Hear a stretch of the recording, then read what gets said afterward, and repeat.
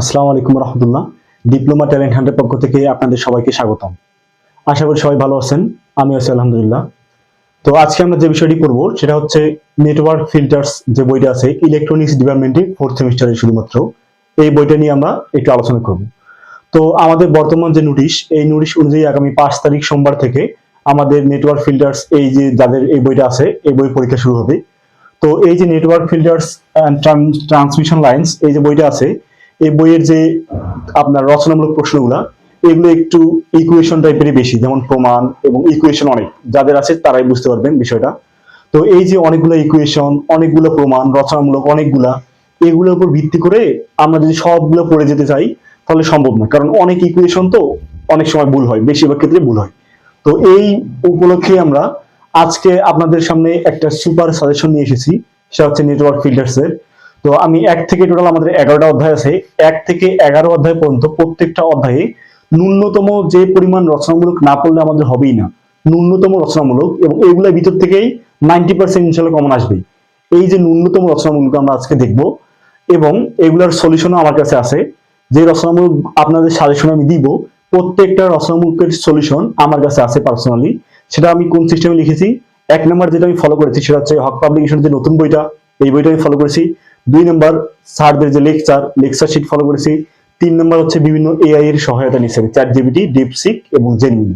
এই যে কয়েকটা বিষয়, এই 6টা বিষয় টোটাল, এই 6টা বিষয়ের সংমিশ্রণে আমি প্রত্যেকটা রচনামূলকের সলিউশন আমার কাছে আছে। আপনারা যদি এই সলিউশন পেতে চান, ভিডিও শেষে আমি বলবো যে কিভাবে আপনারা এই সলিউশনগুলো পাবেন। তো কথা না বলি আমরা মূল কাজে যাই। তো আজকে আমরা কি করব, network filters and transmission lines এই বইটার শুধুমাত্র রচনামূলকের চূড়ান্ত সাজেশন দিব। এরপরে যদি আপনারা অতি সংক্ষিপ্ত এবং সংক্ষিপ্ত সাজেশন পেতে চান তাহলে কমেন্টে জানাবেন, পরবর্তী ভিডিও আমরা অতি সংক্ষিপ্ত এবং সংক্ষিপ্তর জন্য বানাবো। যদি আমাদের হাতে অনেক সময় কম, যেহেতু 5 তারিখ পরীক্ষা, আজকে হচ্ছে 2 তারিখ, মাঝখানে 2 দিন, তৃতীয় দিনে আমাদের পরীক্ষা, এই জন্য শুধুমাত্র আমরা আজকে রচনামূলকের সাজেশন দেখি।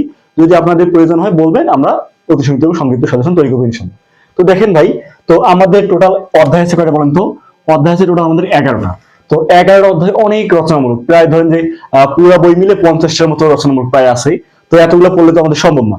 একদম ন্যূনতম যে কয়টা রচনামূলক না পড়লে হবেই না, এরকম ন্যূনতম রচনামূলকের উপর ভিত্তি করে আজকে সাজেশন দিব ইনশাআল্লাহ। প্রায় 10-11টার মতো জাস্ট রচনামূলক, এগুলো পড়লে আমরা 100% কমন পাবো ইনশাআল্লাহ। তাহলে দেখেন ভাই, তো সাজেশন আমার কাছে অলরেডি লেখা আছে, এখানে কয়েকটা রচনামূলক আমার কাছে আছে, এগুলো আমি আপনাদের কাছে শেয়ার করি। তো দেখেন, প্রথমে যেটা অধ্যায় 1 থেকে আমরা একটা রচনামূলক পড়বো। অধ্যায় 1 থেকে, তো অধ্যায় 1 থেকে কয়েকটা রচনামূলক আছে, শুধুমাত্র এখান থেকে আমরা একটা রচনামূলক পড়বো। কয়টা বলতো? একটা, সেটা হচ্ছে এইচ প্যারামিটার।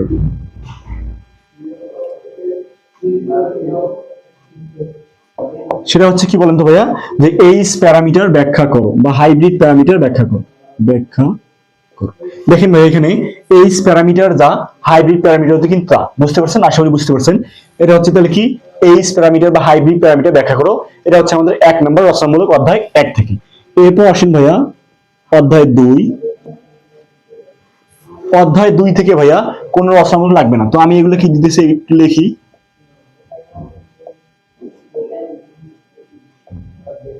আমি এগুলো দিয়েছি কিভাবে বললাম তো, প্রত্যেকটাই রচনামূলক।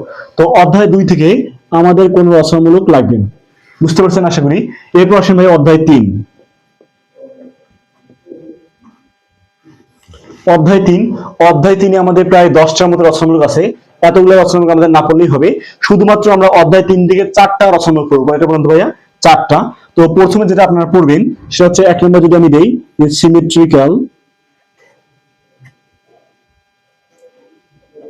সিমেট্রিক্যাল পাই নেটওয়ার্কের ক্যারেক্টারিস্টিক ইম্পিডেন্স নির্ণয়।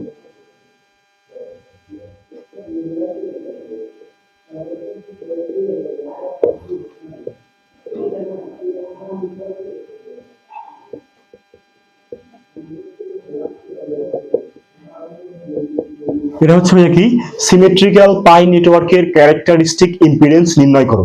এটা হচ্ছে আমাদের নেটওয়ার্ক ফিল্টার্স বইয়ের অনুশীলনী 3, অধ্যায় 3 এর রচনামূলক একটা প্রশ্ন, মোস্ট ইম্পর্টেন্ট।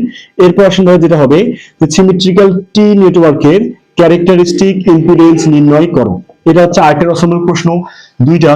এবার আমরা পড়বো তৃতীয় যেটা রচনামূলক পড়বো, এটা হচ্ছে সিমেট্রিক্যাল পাই নেটওয়ার্কের ওপেন এবং শর্ট সার্কিট। ওপেন এবং ওপেন এবং শর্ট সার্কিট ইম্পিডেন্স নির্ণয় করো। শর্ট সার্কিট ইম্পিডেন্স নির্ণয় করো। এটা হচ্ছে কি ভাই আমাদের তৃতীয়টা। আর চতুর্থ আমরা যেটা পড়বো সিমেট্রিক্যাল পাই নেটওয়ার্কের, এবার হচ্ছে টি নেটওয়ার্কের, সিমেট্রিক্যাল টি নেটওয়ার্কের ওপেন এবং শর্ট সার্কিট ইম্পিডেন্স নির্ণয় করো। আশা করি বুঝতে পারছেন। যদিও লেখাগুলো আমি একটু শর্টকাট করলাম, আমি আরেকবার বলে দিতেছি। প্রথম যেটা অধ্যায় 3 থেকে আমরা ফার্স্ট যেটা পড়বো সিমেট্রিক্যাল পাই নেটওয়ার্কের ক্যারেক্টারিস্টিক ইম্পিডেন্স নির্ণয় করো। কি বলেন তো ভাই? সিমেট্রিক্যাল পাই নেটওয়ার্কের ক্যারেক্টারিস্টিক ইম্পিডেন্স। দ্বিতীয় যেটা পড়বো সিমেট্রিক্যাল টি নেটওয়ার্কের ক্যারেক্টারিস্টিক ইম্পিডেন্স। কি বলছি আমি? সিমেট্রিক্যাল টি নেটওয়ার্কের ক্যারেক্টারিস্টিক ইম্পিডেন্স। এরপর যেটা আছে ভাইয়া সিমেট্রিক্যাল পাই নেটওয়ার্কের ওপেন এবং শর্ট সার্কিট ইম্পিডেন্স নির্ণয় এবং সিমেট্রিক্যাল টি নেটওয়ার্কের ওপেন এবং শর্ট সার্কিট নির্ণয়। আশা করি ভাইয়া আপনারা যদি শুধুমাত্র এই 4টা অসংখ্যকে পড়েন তাহলে এই পরীক্ষায় দেখেন, আমি শুধু 3 অধ্যায়ের কথা বলতেছি না, পরীক্ষায় যদি আপনারা 4টা অসংখ্য পড়েন সর্বনিম্ন একটা অথবা দুইটা, একটা অথবা দুইটা রচনামূলক শুধুমাত্র এই 4টার উপর ভিত্তি করে আপনারা পাবেন। দুইটা রচনামূলক খুব কমই আসে, বাট একটা রচনামূলক আপনারা 100% এখান থেকে পাবেন।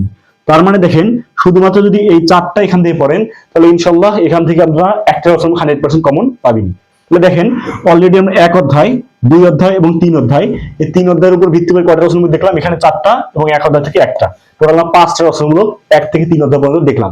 যেহেতু আমার এখানে জায়গা শর্ট, আপনারা চাইলে আমি সরে আসি, ভিডিওটা একটা স্ক্রিনশট দিয়ে রাখবেন, এরপর আপনার বইয়ের সাথে মিলাই নেবেন। ওকে, আশা করি এটাই করছেন। তো দেখেন তাহলে আমাদের 1 থেকে 3 অধ্যায় অলরেডি শেষ। এবার আমরা তাহলে চলে যাই কত অধ্যায়? চতুর্থ অধ্যায়। তো দেখেন ভাইয়া আমাদের অধ্যায় এবার চতুর্থ। তো চতুর্থ অধ্যায় থেকে আমাদের কোনো রচনামূলক ভাবে পড়তে হবে না। কি বলেন তো? চতুর্থ অধ্যায় থেকে কোনো রচনামূলক নাই, এটা আমাদের একটা ভালো বিষয়। চতুর্থ অধ্যায় থেকে যেহেতু কোনো রচনামূলক নাই, তাহলে এরপর আমরা কই যাবো বলেন তো? পঞ্চম অধ্যায়। তো যেটা বলছিলাম আর কি ভাইয়া, যে এই যে আমি প্রত্যেকটা রচনামূলক আপনাদের দিতেছি, প্রত্যেকটা রচনামূলকের সলিউশন আমার কাছে আছে। ভিডিও শেষে আমি বলবো এই রচনামূলকের সলিউশন আপনারা কিভাবে কালেক্ট করতে পারবেন। এরপর তাহলে আসি ভাই আমরা কত অধ্যায়? পঞ্চম অধ্যায়। পঞ্চম অধ্যায়েও কয়েকটা রচনামূলক আছে।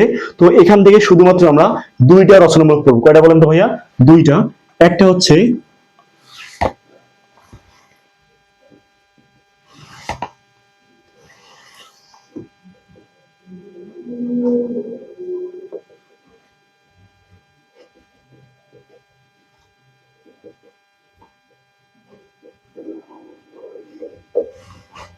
দেখেন ভাইয়া, এখান থেকে আমরা যেটা পড়বো সেটা হচ্ছে আলফা এবং জেড জিরো, এটা হচ্ছে ইম্পিডেন্স আর কি, জেড জিরো দ্বারা বোঝায়। এর সম্পর্কিত থিওরেমটি ব্যাখ্যা করো।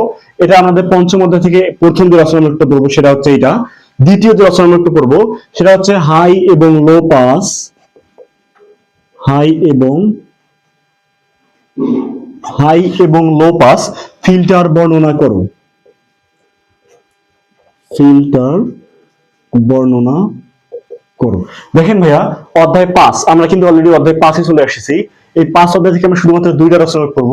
এটা হচ্ছে আলফা এবং জেড জিরো এর সম্পর্কিত থিওরেমটি ব্যাখ্যা করো। আর এটা হচ্ছে কি হাই এবং লো পাস ফিল্টারের বর্ণনা করো। শুধুমাত্র এই দুইটা রচনা করব। ইনশাআল্লাহ যদি আপনারা এই দুটো রচনা করতে পড়েন আর কি, তো এখান থেকে ইনশাআল্লাহ পরীক্ষায় এই দুইটার ভিতরে একটা আপনারা কমন পাবেন ইনশাআল্লাহ। তাহলে এখন দেখেন তাহলে অধ্যায় 5 থেকে আমাদের আর কোনো রচনা করা লাগবে না। তাহলে এবার আমরা দেখবো ভাইয়া অধ্যায় 6। তাহলে দেখেন অধ্যায় 6 আমাদের কয়েকটা রচনামূলক আছে। এখান থেকে আমরা শুধুমাত্র দুইটা রচনামূলক পড়বো। কয়টা বলতো ভাইয়া? দুইটা।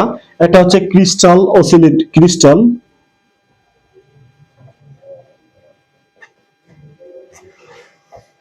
ক্রিস্টাল ফিল্টারের কার্যপদ্ধতি,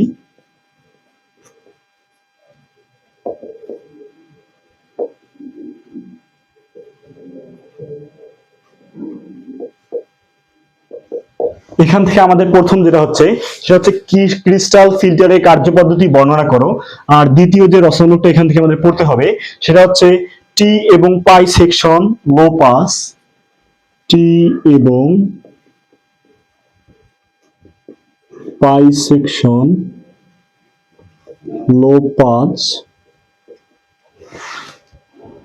ফিল্টারের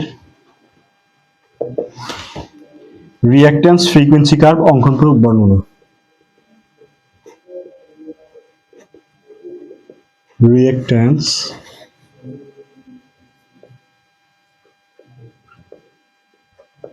ফ্রিকোয়েন্সি কার্ভ অঙ্কন পূর্বক বর্ণনা করো। দেখেন ভাইয়া, তো আমরা অধ্যায় 6 থেকে 6 কয়েকটা রচনামূলক আছে, এর ভিতর থেকে শুধুমাত্র দুইটা রচনামূলক আমরা পড়বো। একটা হচ্ছে কি ক্রিস্টাল ফিল্টারের কার্যপদ্ধতি বর্ণনা করো, আর একটা হচ্ছে টি এবং পাই সেকশন লো পাস ফিল্টারের রিঅ্যাক্ট্যান্স ফ্রিকোয়েন্সি কার্ভ অঙ্কন পূর্বক বর্ণনা করো। এগুলো একটু জটিল রচনামূলক, বই তো ভাইয়া অনেক জটিল করে দেওয়া। এই যে দেখেন, আপনারা দেখবেন এই দুটা দেখলেই বুঝতে পারবেন বই অনেক জটিল, অনেক ইকুয়েশন, অনেক কিছু দেওয়া। বাট এটা গ্যারান্টি আমার কাছে অনেক সহজ ভাবে আছে ভাইয়া। আপনি যদি এটা কালেক্ট করতে পারেন তাহলেই বুঝবেন যে কত সহজ করে আমি এটা লেখার চেষ্টা করেছি। আর আমি যেভাবে লিখছি এইভাবেই লিখলে আপনি পরীক্ষায় 100% ফুল মার্ক পাবেন ভাই ইনশাআল্লাহ। তাহলে এখন দেখেন যে অধ্যায় 6 থেকে কয়েকটা রচনামূলক আছে, এর ভিতর থেকে আমরা কি করবো, শুধুমাত্র দুইটা রচনামূলক সলভ করব। এরপর দেখেন তাহলে এবার আমাদের অধ্যায় 7। তাহলে এবার দেখেন ভাইয়া, এবার আমরা দেখবো অধ্যায় 7। তাহলে এই অধ্যায় 7 যেটা আছে আমাদের বইয়ে কয়েকটা রচনামূলক দেওয়া আছে, কিন্তু অধ্যায় 7 থেকে আমাদের কোনো রচনামূলক পড়তে হবে না ইনশাআল্লাহ। তাহলে কি বলছে ভাইয়া, অধ্যায় 7 থেকে আমাদের কোনো রচনামূলক পড়তে হবে না। এরপর আসেন অধ্যায় 8। অধ্যায় 8, তো অধ্যায় 8 থেকে দেখেন, অধ্যায় 8 থেকে আমাদের একটা রচনামূলক পড়া লাগবে। সেটা হচ্ছে কি, সেটা হচ্ছে একটা রচনামূলক পড়লে আমাদের অধ্যায় 8 থেকে ইনশাআল্লাহ হবে। সেটা হচ্ছে স্টাবের মাধ্যমে কিভাবে ইম্পিডেন্স ম্যাচিং করা যায়, কিভাবে ইম্পিডেন্স ম্যাচিং করা যায়। তাহলে দেখেন এটা হচ্ছে কি, স্টাবের মাধ্যমে কিভাবে ইম্পিডেন্স ম্যাচিং করা যায়। এটা হচ্ছে ভাই অধ্যায় 8। অধ্যায় 8 থেকে আমাদের আর কোনো রচনামূলক পড়া লাগবে না ইনশাআল্লাহ, শুধুমাত্র একটা রচনামূলক পড়লে আমাদের এখান থেকে ক্লিয়ার হবে। এরপর সময় অধ্যায় 9। অধ্যায় 9 থেকে আমাদের শুধুমাত্র একটা রচনামূলক পড়া লাগবে, সেটা হচ্ছে ইয়াগি অ্যান্টিনা। ইয়াগি অ্যান্টিনা এর গঠন ও কার্যপদ্ধতি বর্ণনা। গঠন ও কার্যপদ্ধতি বর্ণনা করো। এটা হচ্ছে কি ভাইয়া, অধ্যায় 9 থেকে শুধুমাত্র আমাদের একটা রচনামূলক পড়লেই হবে। সেটা হচ্ছে কি ইয়াগি অ্যান্টিনা এর গঠন এবং কার্যপদ্ধতি বর্ণনা। এরপর তাহলে আসি আমরা অধ্যায় 10। অধ্যায় 10 দেখেন ভাইয়া, অধ্যায় 10 থেকেও আমাদের একটা রচনামূলক পড়া লাগবে। সেটা হচ্ছে স্পেস ওয়েভ প্রপাগেশন রেঞ্জ নির্ণয়। স্পেস ওয়েভ প্রপাগেশন রেঞ্জ নির্ণয় করো। এটা হচ্ছে কি ভাইয়া, স্পেস ওয়েভ প্রপাগেশন রেঞ্জ নির্ণয় করা। তাহলে এটা শুধুমাত্র একটা রচনা পড়লে আমাদের হবে। এরপর আসেন ভাইয়া অধ্যায় 11। অধ্যায় 11 কয়েকটা রচনামূলক আছে, এখান থেকে শুধুমাত্র আমাদের একটা রচনামূলক পড়লেই হবে।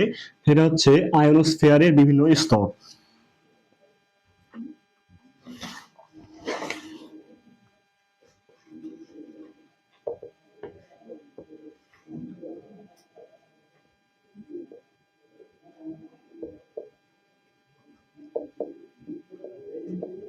এই হচ্ছে ভাই দেখেন আমাদের অধ্যায় 11। তাহলে আমরা টোটাল অধ্যায় 1 থেকে শুরু করে অধ্যায় 11 পর্যন্ত ন্যূনতম যে সকল রচনামূলক পড়লেই আমাদের পরীক্ষায় 100% কমন ফালানো যাবে। যে আমাদের যে কয়েকটা রচনামূলক দিতে হবে বলেন তো, 5টা রচনামূলক, কয়টা, 5টা, 5 6 30 মার্ক আমরা এখান থেকে পাবো। এই যে ন্যূনতম যে কয়টা রচনামূলক পড়লেই আমরা কমন ফালাইতে পারবো 5টাই। তো এই ন্যূনতম রচনামূলক ভাই এখানে দেখেন, আমি টোটাল এখানে 10 থেকে 11টা রচনামূলক দিয়েছি। শুধুমাত্র আপনারা এই কয়টা রচনামূলকে পড়ে যাইতে পারেন, তাহলে ইনশাআল্লাহ এখান থেকে আপনারা কমন পাবেন। এখন বিষয় হলো, দেখেন ভাইয়া আমাদের বইয়ে এই যে স্টবের যে এটা এত জটিল করে দেওয়া আছে, আপনারা দেখলেই বুঝতে পারবেন। ইয়াগি অ্যান্টিনা এটাও অনেক জটিল, তারপর আপনার এই যে প্রপাগেশন রেঞ্জ এটাও অনেক জটিল, এটা একটু থিওরিটিক্যাল এই জন্য সহজ। এই এই শুধুমাত্র এই তিনটাই না, এর আগে আমি যেগুলো দিলাম অনেক জটিল করে দেওয়া আছে। এত জটিল ভাই আপনারা দেখলেই বুঝবেন যে আমাদের পড়া সম্ভব না। বিশেষ করে অধ্যায় 5-এর পর থেকে যেগুলো আছে 6 7 8 9 এই 10 এই কয়টা অধ্যায়ে যে রচনাগুলো আছে অনেক জটিল করে দেওয়া আছে। এই এত জটিল যেহেতু পড়া সম্ভব না, এর জন্যই আমি শিক্ষকদের ক্লাসের নোট, তারপর বিভিন্ন এআই, চ্যাট জিপিটি, জেমিনি এবং ডিপসিক, এই 3টা এআই এবং আরো বিভিন্ন সোর্স থেকে তথ্য কালেক্ট করে আমি আমার মতো করে একদম সুন্দর করে, যাতে একবার বা দুইবার পড়লেই মনে রাখা যায়, এরকম সুন্দর করে আমি প্রত্যেকটা রচনামূলকের নোট সাজিয়েছি। যে কয়টা রচনামূলক আপনাদের এই চূড়ান্ত সাজেশন আমি দিলাম, প্রত্যেকটা রচনামূলকের সলিউশন আমার কাছে আছে। এখন এই সলিউশনগুলো আপনারা পাবেন কিভাবে? বর্তমানে যারা ভিডিওটি দেখছেন, স্ক্রিনে যে এই যে নাম্বারটা দেওয়া আছে হোয়াটসঅ্যাপ নাম্বার, এই নাম্বারে আপনারা যোগাযোগ করবেন। নক দিয়ে বলবেন যে ভাই আমি সাজেশন চাই, বা এই জাতীয় কিছু বলবেন। যদি আপনারা এই নাম্বারে সাজেশন জন্য নক দেন, তাহলে পরবর্তীতে আমরা আপনাদের সাথে যোগাযোগ করব এবং যে সাজেশনের যে পিডিএফটি এটা আপনাদের দিব। হয়তো আপনারা ভাবতেছেন ভাই কেমন হবে না হবে, তো 1 মিনিট আমি একটু আপনাদের দেখাই এটা যে কিরকম হবে। এই যে দেখেন, এই শীটের ভিতরে আমার অলরেডি লেখা আছে network filters and transmission line. তো এখানে আমাদের প্রত্যেকটা রচনামূলকের সলিউশন দেওয়া আছে। আমি একটু আপনাদের কাছ থেকে দেখাই, তাহলে আরো বিষয়টা সুন্দর হবে। দেখেন, তাহলে এখান থেকে এই যে এটা হচ্ছে অধ্যায় 1, তারপর হচ্ছে অধ্যায় 3, অধ্যায় 3 এর যে প্রত্যেকটা রচনামূলক, এরপর আসেন অধ্যায় 3 এরই এই করে চলতেছে অধ্যায় 5, অধ্যায় 5 এর রচনামূলক, এরপর আসেন ভাইয়া অধ্যায় 5 এর আরেকটা রচনামূলক, এরপর আসেন অধ্যায় 8, অধ্যায় 9। দেখেন ইয়াগি এন্টিনার গঠন, এইটা একটু দেখাই। ইয়াগি এন্টিনার গঠন এবং কার্যপ্রণালী, এটা আমাদের যে বই আছে অনেক জটিল করে দেওয়া, কিন্তু আমি খাতা দেখেন কত সহজ করে লিখেছি, এটা এআই এর সাহায্যে আর কি।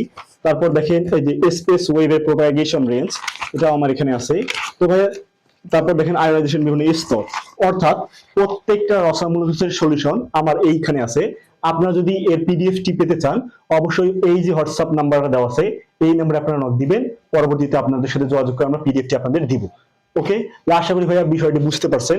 তো আজকের মতো আমরা এখানেই শেষ করছি নেটওয়ার্ক ফিল্টার্স এর চূড়ান্ত সাজেশনের ক্লাসটি। তো পরবর্তীতে অন্য কোনো বই সাজেশন পেতে এবং আরো এই সম্পর্কে বিস্তারিত জানতে আমাদেরকে অবশ্যই কমেন্ট করবেন, এবং আমাদের যে হোয়াটসঅ্যাপ নাম্বার এখানে দেওয়া আছে এই নাম্বারে নক দিবেন। তো আজকের মতো এখানেই শেষ করছি ভাইয়া। আসসালামু আলাইকুম ওয়া রাহমাতুল্লাহ।